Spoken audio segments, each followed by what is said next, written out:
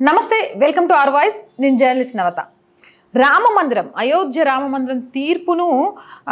మార్చడానికి రాహుల్ గాంధీ ప్రయత్నం చేశారు అంటూ ఒకప్పటి కాంగ్రెస్ నేత ఇప్పుడు కాంగ్రెస్ పార్టీకి రిజైన్ చేసిన ఆచార్య ప్రమోద్ కృష్ణన్ చెప్పారట దీనికి సంబంధించిన ఒక వీడియో ఒక ఆర్టికల్ అయితే మన ఛానల్ వరకు చేరింది ఆర్టికల్ని మేము ముందుంచే ప్రయత్నం చేస్తాను అయోధ్య రామమందిరం విషయంలో సుప్రీంకోర్టు తీర్పును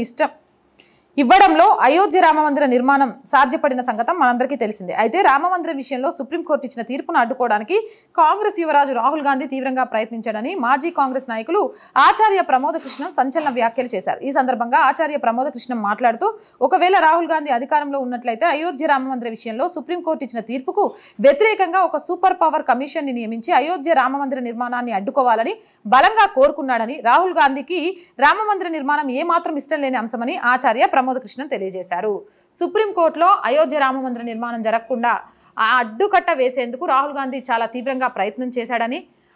అయోధ్యలో రామమందిర నిర్మాణాన్ని చేయడం రాహుల్ గాంధీకి అస్సలు ఇష్టం లేదు అని అయోధ్య విషయంలో సంచలన విషయాన్ని చెప్పారు ఆచార్య ప్రమోద కృష్ణన్ అంతేకాకుండా ఒక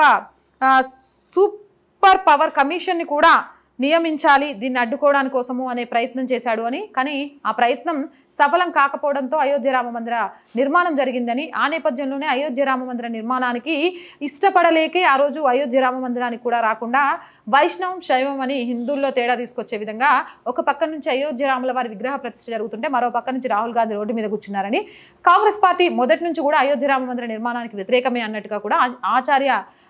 ప్రమోద్ కృష్ణన్ తెలియజేశారట దీంతో రాముల వారి మీద